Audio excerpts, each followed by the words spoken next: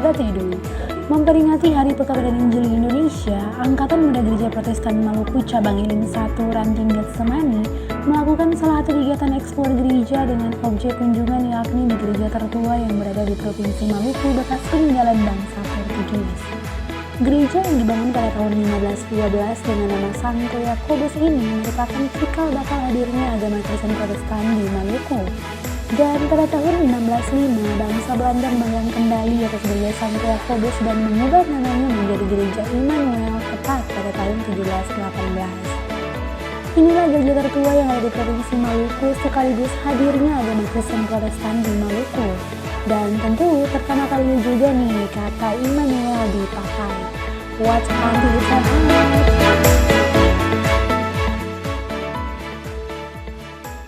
Iya teman-teman, jadi ini gereja yang paling tertua di Maluku, namanya Gereja Hila. Karena tepatnya di Desa Hila. Oh iya kakak, gereja ini dia menggunakan tahun berapa lalu, siapa yang pencetus untuk bangun gereja ini? Oke teman-teman, jadi untuk gereja ini sendiri karena tempatnya di Hila, dan untuk teman-teman juga pasti sudah tahu kan, jadi ada salah satu benteng Portugis yang terletak di samping kanan gereja ini, namanya Benteng Amsterdam. Jadi gereja ini dibangun oleh pemerintahan Portugis pada saat mereka sedang memerintah di negara Indonesia, dan dulu itu pada tahun 1512 itu pemerintah Portugis mereka membangun tempat peribadahan ini. Ya, jadi gereja tua ini namanya Gereja Immanuel. Kira-kira ada nama lain sebelum nama Immanuel di gereja ini? Ya, memang dulu itu pada saat pemerintahan Portugis, gereja ini sebelumnya bukan nama Gereja Immanuel, tapi namanya Gereja Santo Yakobus. Dan pada saat tahun 1605 itu ada pertempuran atau pendobrakan antara Belanda dan juga kebangsaan Portugis, sehingga gereja ini yang sebelumnya dipegang oleh pemerintahan Portugis itu diambil alih oleh pemerintahan Belanda. Dan dulunya pada saat pemerintahan Belanda menduduki gereja ini, mereka merenovasi lagi, memperbesar lagi gedung gereja ini. Dan pada tahun 1718 teman-teman harus tahu bahwa gereja ini adalah gereja yang paling pertama kali yang memberikan nama Immanuel di Provinsi Maluku. Jadi bangganya kita adalah gereja ini bukan sembarang gereja yang dibangun pada masa penjajahan untuk tempat peribadahan, tapi gereja ini juga pencetus nama Immanuel pertama di Provinsi Maluku, teman-teman.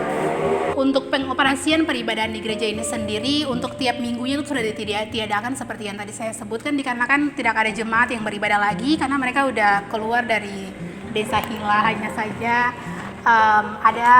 dikarenakan ini sudah menjadi cagar budaya juga di Provinsi Maluku dan dilindungi juga oleh undang-undang serta pemerintah Provinsi Maluku, sehingga banyak sekali wisatawan mancanegara maupun wisatawan lokal yang datang beribadah di sini. Jadi itu sekalipun tidak ada di agenda tiap minggunya, tapi itu diagendakan tiap bulan, tiap tahun dan lain sebagainya. Jadi dalam peribadahan ini sendiri bisa saja wisatawan mancanegara satu tahun itu mereka bisa mengunjungi gereja ini 1 sampai 2 kali. Jadi seperti dari Jepang ada, dari Korea ada. Dan juga kalau untuk wisatawan lokal itu kebanyakan dari Provinsi Maluku dan juga dari provinsi-provinsi lain seperti Papua. Itu untuk kunjungan Papua kadang-kadang sebelum Covid terjadi itu sampai 1 sampai 2 kali dalam setiap bulannya.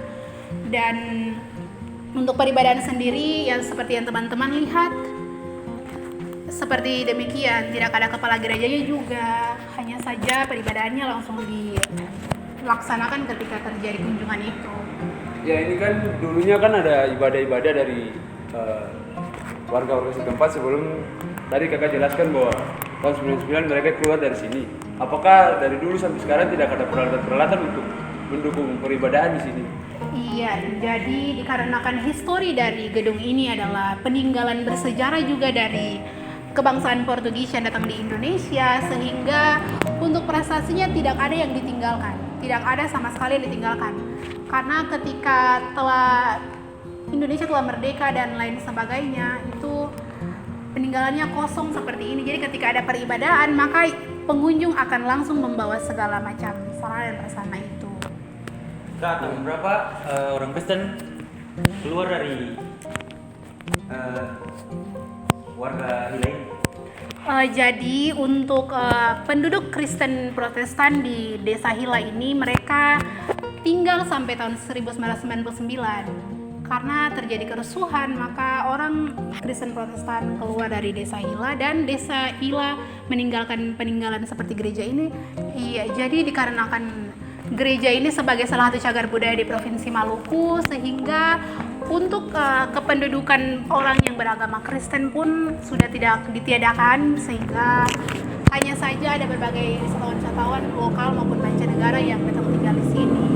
Akan tetapi untuk teman-teman ketahui bahwa gereja ini, walaupun orang Kristen tidak ada di desa ini, hanya tetapi gereja ini dijaga dan dirawat oleh penduduk-penduduk yang beragama Islam di desa Hila ini, teman-teman. Itu yang menunjukkan bahwa memang Indonesia dia memiliki toleransi antar umat beragama itu sangat-sangat luar biasa bagus.